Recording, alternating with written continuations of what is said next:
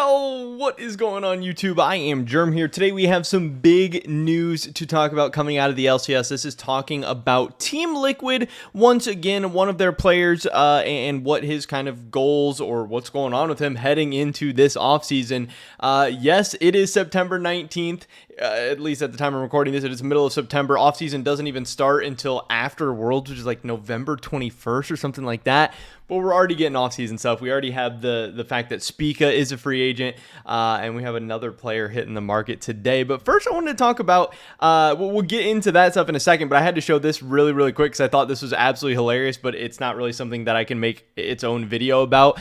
Perks tweeted out this. He said, seeing everyone make their top 5 players at Worlds list, so I also made my own. And his top 5 players at Worlds is just hilarious. He has Odoamne, The Shy, Wonder, Fudge, Zeus, Blabber Inspired, Malrong, Yankos, Elyoya, Caps, Larson, Jojo Pune, Humanoid, Chovy, Upset, Berserker, Comp, Viper, Ruler, Trimby, Vulcan, Hillisang, Carria, and Mickey X, which is just funny. Like, he's obviously trolling, messing around. But then CoreJJ decides to respond with a decent tweet. He says, is it new Vitality trying out list? Like, is this the people trying out for Vitality next year? And Perk says, it is. And that's exactly why you're not on it, LOL. Stay washed, Picasso. Now, I don't know what the heck Picasso means in this context, but this is hilarious. You know, CoreJJ trying to be funny comes in with a pretty decent joke, obviously poking fun at Perks and the struggles of Vitality this past year, and then Perks just comes in and absolutely dunks on him, which is hilarious. You know, two guys not exactly coming off the best years of their career, but yeah, like I said, I don't know. I was dying about this. I thought it was hilarious. I thought this deserved more love, more than like the 1,300 likes it got, so I wanted to share it with you guys. But here's the big news coming out of Team Liquid today, and what this video is mainly about. Team Liquid, LOL, Team Liquid Honda, LOL, whatever, my bad. I don't want to get sued. They said, today we say farewell to @Hansama. Thank you for all that you have done for us at TLH this past year. We look forward to seeing you again on the other side of the stage. Bon chance, I don't know how the heck they say that, but I'm assuming that means like good luck or farewell or see you later or whatever. Still learning our French around here. You know, we're picking it up a little bit day by day. I know Madur, I know MDRRRRR, whatever. I don't even know what that means. I still don't really know what it means, but I know it's something that everybody spams. So if I ever got to tweet something out, I'll just say something. I'll say MDRRRR. But yes, Team Liquid does announce that they are officially parting ways with Hansama, and this was a little bit surprising to people. Not necessarily that they're parting ways or he's getting kicked, because we've already heard some rumblings, we've already heard some rumors of this, but the fact that they've announced they're parting ways with him this soon, and people are like, what the heck, it's September. You know, this guy tweeted out at me, I hadn't even seen the tweet yet because I was actually recording some videos for the Game House's channel when this news first came out, and yeah, Nate tweets this at me and says, what the fuck, bro, it's not even October. And yeah, it's not. And a lot of people are shocked and surprised by that, but I actually think this is good. There's no reason we need to wait until some arbitrary date in October, September, whatever. If your season is over, if you've started your off season and you know that you already have some things decided, I actually like this. I like the fact that TSM and Spica have already parted ways. I like the fact that TL and Hansama have already parted ways. Think back to these past few off seasons, and we even saw some stuff this off season where people are like, guys, it's only September, calm down, you guys need to chill, like, off season doesn't start till November, blah blah blah. Like, no, now it's September and we've already had 2 official stories coming out. This just makes sense to me. If you know what you're doing, why would you not make things official? Why would you not get it out there? It's better for the teams, better for the players. There's no confusion. Everyone knows they're available. Your team, everyone knows you're looking, and you can go your separate ways and start planning your future. I think this makes a lot of sense. Now, the one very, very, I think, valid criticism of Team Liquid through this whole thing is, like, yes, good on them for releasing Hansama. And in this video, Hansama says that he's going to be a free agent with no buyout, anything like that. You know, he's available to go wherever he wants and no buyout, which is a big thing.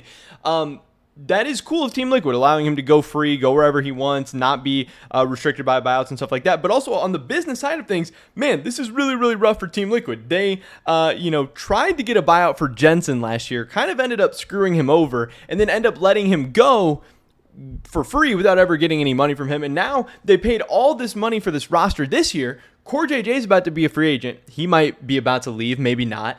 And then now Hansama is a free agent, and they're not going to be getting a buyout for him. Like, again, say what you will, especially right now about Carlos and G2 with all the drama they're going through, but Carlos has done a lot of good things on the business side very, very well. He has locked his players up long term, and he has sold them off for a buyout. Wonder, Mickey, and Reckless all got sold for buyouts last year. Carlos lost a lot of talent, lost a lot of good players, and sold them off to EU teams, but he got money in return for them. And now Team Liquid, one of the biggest spending teams in the world, if not the biggest spending team in the world now in back-to-back years, is losing players without getting anything, assets or money in return for them.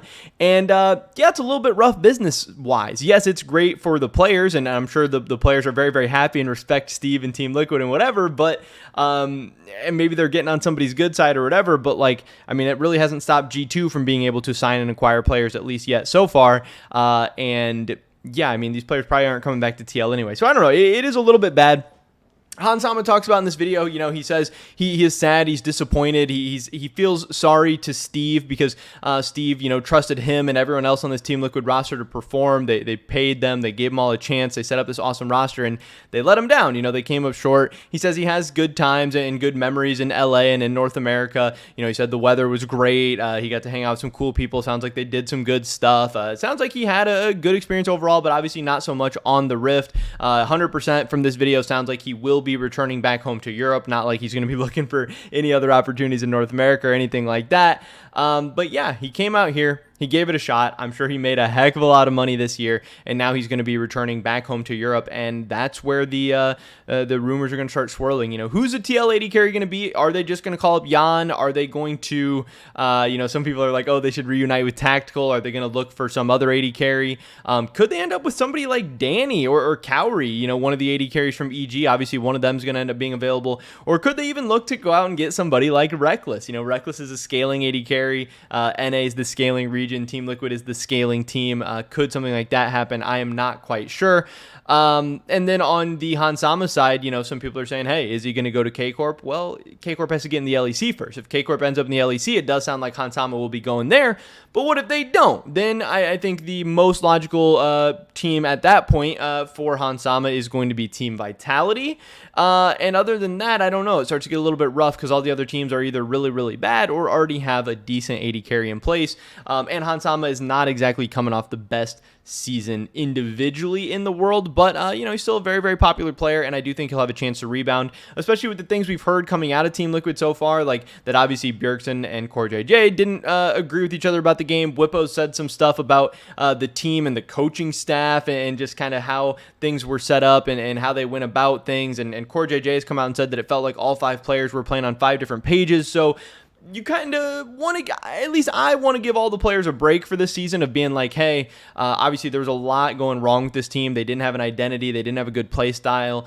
So maybe these players will be able to play better separately. Maybe these players will be able to play better again. I don't think it's a coincidence that all 5 of them kind of had down years this year. I don't think it means all 5 of them are washed now. Could some of them be washed? Could some of them be on the downswing of their career? Yeah, absolutely. But I'm sure at least some of these TL members will be able to find some success in 2023. Hans has always kind of been an up and down guy throughout his career. His highs are very high. His lows aren't super low, but his lows are at least kind of mid at times. So if he bounces back in 2023 and does really well with a K-Corp or a Vitality or anyone like that, I would not be shocked. But if he also goes over to Europe and it's like the 5th or 6th best AD carry, I wouldn't be shocked either, because there are some damn good AD carries in the LEC right now. But yes, even though it's mid-September, it is official. Hans Sama now joins the list of the very, very big and prestigious free agent class of 2023.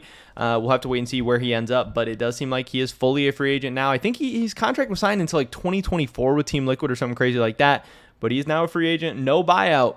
And yeah, the Hans Sama sweepstakes now begins. We'll have to wait and see where he ends up. But last we heard, K-Corp's leader in the clubhouse, but things change very, very fast in the League of Legends world.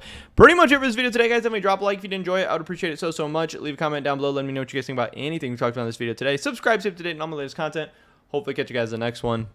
But until then, peace.